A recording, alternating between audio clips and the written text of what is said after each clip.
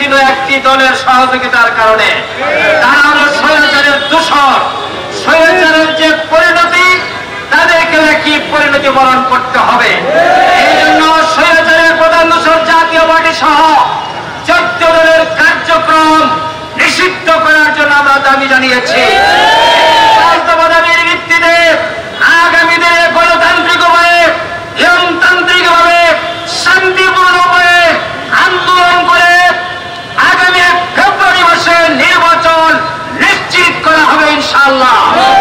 তাহলে বিগত 91-এ জামায়াত যেখানে 12% ভোট পেয়েছে, আজকে 91-এর পর 34 বছরে বাংলাদেশের প্রত্যেক রাজনৈতিক দল, বুদ্ধিজীবী, রিসার্চ সংগঠন, আন্তর্জাতিক সংস্থা, ইউরোপিয়ান ইউনিয়ন, গণতান্ত্রিক স্টেট সমূহ বলেছে যে 91-এর তুলনায় জামাত ইসলামীর ভোট বেড়েছে কম পক্ষে 3 গুণ। আমাদের ভোটের পরিমাণ দাঁড়ায় কমপক্ষে 36%।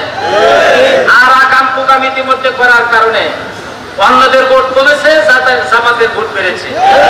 তাহলে আগামী দিনে যদি মানুষ 30% ভোট পাইলে 2/3 মেজরিটি পাওয়া যায়, আমরা তাহলে পিয়ারের কথা বলছি কেন? এটা তো পরিষ্কার। আগামী নির্বাচনে জামাত ভোট দেন 36%, 38% ভোট পাবে এবং সংখ্যাগরিষ্ঠতা পাবে ইনশাআল্লাহ।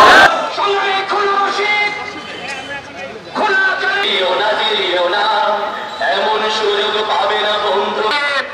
এই বিক্ষোভ সমাবেশে আয়োজন করা হয়েছে।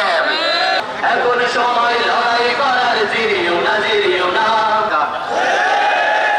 এটা শহীদ